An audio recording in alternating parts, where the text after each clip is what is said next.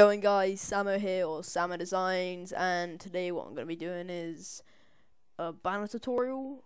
If you didn't see, I'm going to be explaining the style that I did on the Rome banner, and for some reason my picture just disappeared.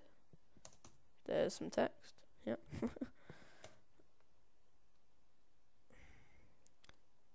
I just deleted the Rome banner. That's probably why that text come up, because I saved it as a PSD just in case.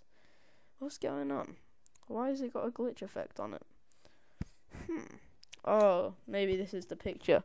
Yeah, I opened up the wrong one. Sorry. I opened up the wrong. I pressed Control Z too many times, and then it put me back to my original PSD, which we don't want, do we? No.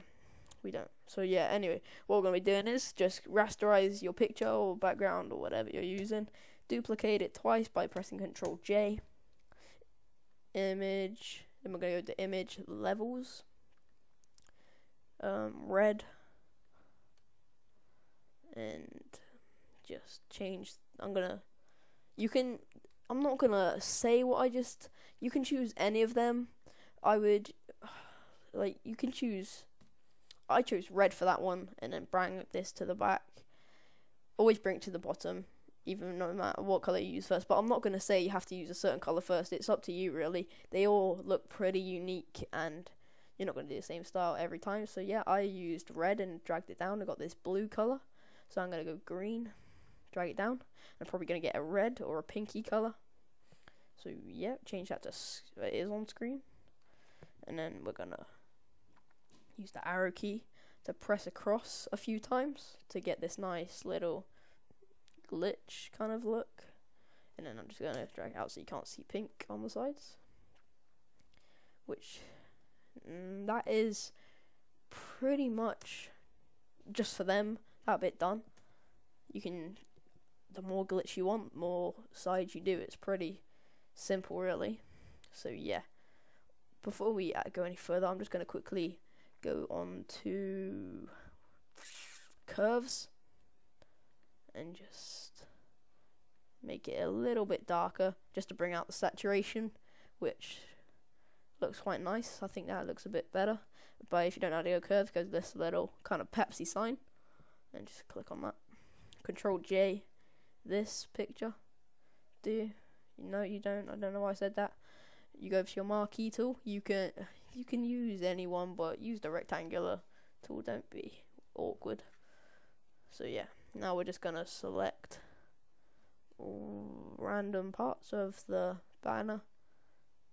Make sure you've put the two together so you get one picture by pressing Control E, by merging them, or you can right click and go merge layers if for some reason your Control E isn't working. And now what we're going to do is press Control J, and that makes the bits we've selected come out. And then we're going to use our arrow keys like we did for the other one to get a nice effect. Now we're going to go to blur, lens blur, and these are my settings. Yep, these are mine. Just change radius to 15. Just, you can see them. 3, I'll just read down: 15, 65, 146, 34, 255, and 3. And I'm gonna use uniform and just done. There we go. Let's put a little blur on them, then we'll Control E them two together. Now what we're gonna do is do the same. Just select these. I don't know, I'm gonna select smaller, just random sizes. There's not really a set size you should use because it's glitch. So glitches is just random, isn't it? And then we're just going to click on lens blur because that is the last filter we used. This is just to put a nice little effect on some of the bits, and that looks pretty sweet. Yeah, I like that. So now we're going to go to our text tool. Just write whatever you want. I'm going to write Sxmo, and I'm probably gonna use that font. I might use this font. I don't know. No, just choose a nice, doesn't have to be bold, but if you do a glitch font, if you use a glitch effect on a really skinny font, it's gonna look super weird. So I'm gonna use probably the one I just started off, which is Bebus, Bebus Neue. Very English.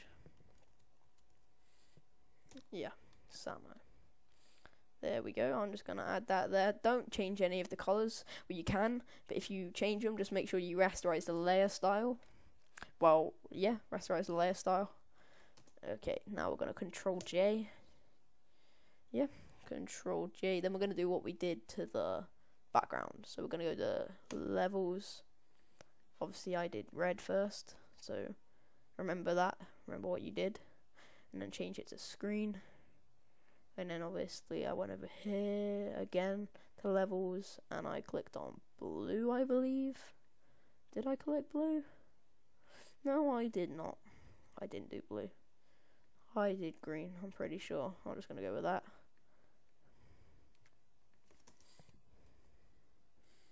And just move it across a couple of times and you get this nice effect. And just Control E, both of them together. You can make it smaller or bigger. And now we've got, now we've got that. There we go. Just double click. Go over to drop shadow. Change it to 0. The distance to 0, I mean. The spread to about 15 or 14. And this to about 30 or 40. Doesn't have to be exact. And then just change the opacity of that to 45. I like to use 45 on that.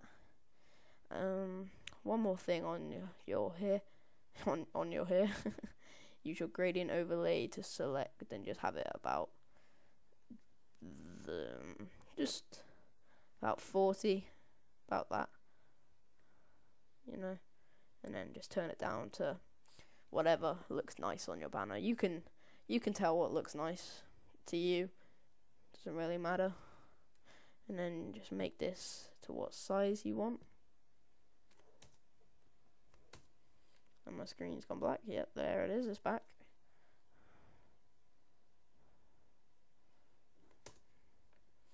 Alright. Now we're going to do a similar thing. Well, the same thing to what we did to the background. So, go over here to your marquee tool. Hold Shift to select more than one point at a time. I should have mentioned that, but it doesn't really matter because if you do them all, it just makes it quicker if you can do it like this. Just hold Shift. But I thought you guys would have known, but I probably shouldn't just assume. I should probably tell you because I don't know who's watching this video. So yeah, we're gonna go to our lens blur filter that we used, and then I'm gonna do it again and select more points. I was assuming that everyone had a basic knowledge of Photoshop, but maybe not. And then just press Control J to get it off, and I'm just gonna move them across just to get this nice glitch effect on the text here, and then Control E to merge them together. Yep. Oh, didn't merge. Did it merge? Let me move it. Yeah, it merged. Control Z, just because I'm seeing if it worked. But now I press Control T. I don't know what's going on. Yeah, Control T. Perspective, and this basically just allows you to manipulate the text to almost a 3D angle, but not a 3D angle, if you know what I mean.